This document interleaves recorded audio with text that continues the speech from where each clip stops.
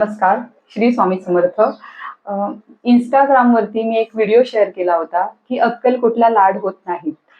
खूप लोकांनी तो व्हिडिओ पाहिला. म्हणजे मी सहजच असं आम्ही घरामध्ये बोलतो ना की बघा स्वामी लाड करत नाहीये. तुला माहिती आहे की प्रत्येक वेळेला ज्या वेळेला आपण चुकू त्यावेळेला स्वामी नक्कीच उभे राहणार आहेत तिथे. तर असा मी सहज व्हिडिओ केला होता आणि कोणच बघत नव्हतं आणि अचानक तोच व्हिडिओ एवढा म्हणजे एवढ्या लोकांनी पाहिला. खूप भरभरून प्रेम दिलं. खूप छान वाटलं मला. तर काही लोकांनी मला विचारलं होतं की अक्कलकोटला लाड होत नाहीत, मग स्वामी आपले लाड करत नाहीत का? नाही, स्वामी खूप लाड करतात. तुम्ही असं कसं म्हणू शकता की स्वामी लाड करत नाहीत आणि शिर्डीचे साईबाबा आणि त्यांच्यामुळे तुम्ही तुलना कशी काय करू शकता? तर एक भक्त म्हणून नाही, एक त्यांची सेवेकरी म्हणून, कारण तेवढं पुण्य माझ्या पदरात नाहीये की मी स्वतःला त्यांची भक्त म्हणून घेईन. तर जेव्हा मी या दोघांनाही समोरासमोर बघते, त्यांचा फोटो जो आहे तो मी बाजूबाजूला किंवा समोरासमोर जेव्हा बघते, माझ्या घरामध्ये दोघांचेही फोटो आहेत अगदी समोरासमोर, तेव्हा मला त्या भावना माझ्या मनातून येतात की स्वामी आहेत ना अगदी वडिलांसारखे, आपल्याला घाबरलं पाहिजे. आणि बाबा आहेत ना अगदी आईसारखे आहेत. ठीक आहे, सांभाळून घेतो मी तुला, तू कर. परंतु एक वेळ अशी येईल की मग मी तुझ्यासाठी अगदी कठोर होईल. तर मला तो फरक जाणवतो. ह्या माझ्या भावना आहेत. तुमच्या भावना वेगळ्या असतील कदाचित, परंतु माझ्या घरामध्ये या दोघांचे खूप महत्वाचं स्थान आहे आमच्या सर्वांसाठी.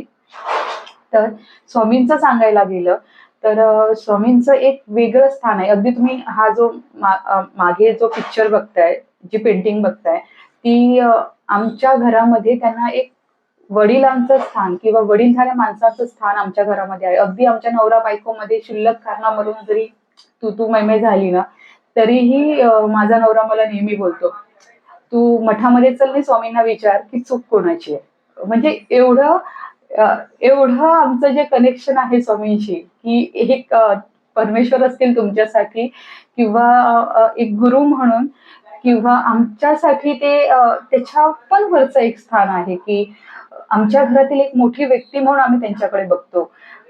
काही लोक आम्हाला काहीतरी बोलून जायची आणि त्याच्यामुळे मग आम्हाला असं वाटलं की नाही, या लोकांना असं वाटतं की आमच्या घरात कोण मोठं नसल्यामुळे आम्ही ठीक आहे, यांना बोललं तरी चालेल. तर तेव्हा आम्ही हे जे पेंटिंग आहे ते काढलं होतं की त्यांनाही कळावं की यांच्या घरामध्ये एक अशी व्यक्ती बसली आहे जी यांचं रक्षण करते किंवा यांच्यासाठी ती उभी आहे. त्यांच्या वडीलधाऱ्या माणसांप्रमाणे ती त्यांच्यासोबत अगदी उभी आहे.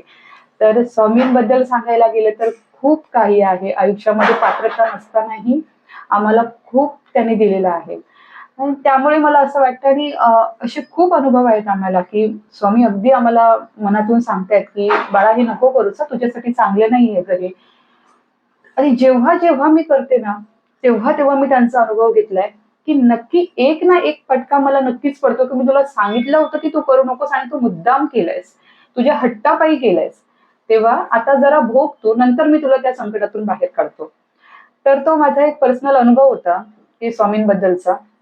आणि दुसरं सांगायचं म्हणजे अगदी आई वडील या जगातली सगळी नाती फिकी पडतील हो त्यांच्यासमोर. ही कोणतीही अंधश्रद्धा नाहीये किंवा काहीतरी स्वामी सेवेकरी तुम्हा लोकांना सांगून काहीतरी अंधश्रद्धा पसरवतात, अजिबात नाही. खरंच स्वामी ह्या जगात आहेत आणि त्याची प्रचिती ते प्रत्येक वेळेला देतात. अगदी मी माझं नाव जे आहे ते लग्ना अगोदरचं वेगळं होतं आणि लग्नानंतर माझं नाव प्रचिती आहे.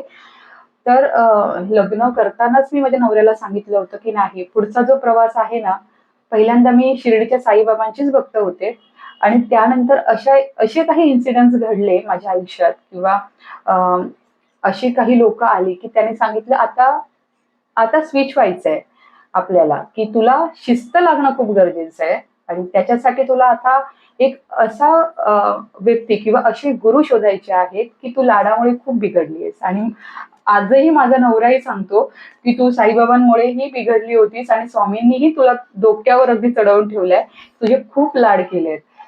तर असं ह्या दोघांचं नातं माझ्यासोबत आहे.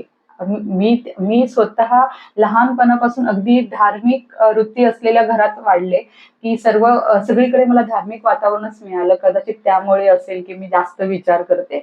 तरीही माझ्या जीवनात जे मला काही अनुभव आले, अगदी अगदी खूप जमिनीवर किंवा अगदी माझी पात्रता नसतानाही मी तिथून उठून आज इथपर्यंत आले आहे. ते खरंच या दोघांमुळे, अगदी त्या दोघांनी माझा हात घट्ट पकडून ठेवल्यामुळे आणि मला अलगद माझ्या संकटातून बाहेर काढल्यामुळे मी आज इथे आहे.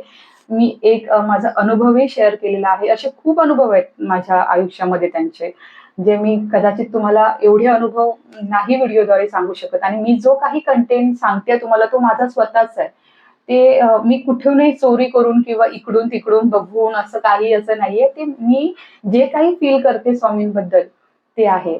आणि तुम्हाला तर माहितीच असेल, एक मुलगी वडिलांशी जास्त कनेक्ट असते. कदाचित त्याच्यामुळे असेल की मी स्वामींशी खूप कनेक्ट आहे. अगदी जे मला वाटतं ते मी त्यांच्याशी बोलते, ते मी त्यांना सांगते. रडावंसं वाटलं तर त्यांच्या समोरच जाऊन रडते, कारण या जगासमोर रडण्यात अर्थ नाहीये, हे मला खूप उशिरा कळलं. तर हेच सांगायचं होतं मला, की मी जो व्हिडिओ पोस्ट केला होता त्याबद्दल गैरसमज करून घेऊ नका. स्वामी आणि साईबाबा हे दत्ताचेच अवतार आहेत.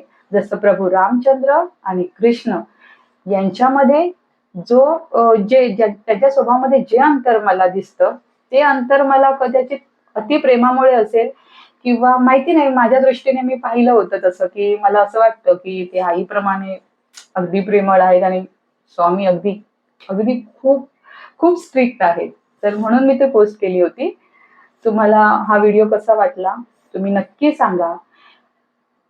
आणि एक की लाईक किंवा सबस्क्राईब साठी मी हे काही करत नाहीये. एक की एक आपण स्वामींचे सेवेकरी आहोत आणि त्यांनी जे आपल्याला भरभरून दिलंय ना ते लोकांनाही कळावं. कारण देणाऱ्याने देत जावं, घेणाऱ्याने घेत जावं आणि कधी कधी देणाऱ्याचेच हात घ्यावे. म्हणजे काय तर त्यालाही आपण देऊ. तर स्वामींना देण्या एवढी मी मोठी नाहीये, माझी तेवढी पात्रताच नाहीये आणि मी तेवढी कधीच मोठी होणार नाही आणि मला तेवढं मोठं व्हायचंही नाहीये. मी त्यांची लहान बाळ आहे आणि मला आवडेल त्यांनी मला प्रत्येक वेळी ओरडलेलं. त्यामुळे मला तेवढं मोठं व्हायचं नाहीये. परंतु त्यांनी ज्या गोष्टी माझ्यासाठी केल्या आहेत ना, त्या मला तुमच्यापर्यंत पोहोचवायच्या होत्या. एवढंच. धन्यवाद. श्री स्वामी समर्थ.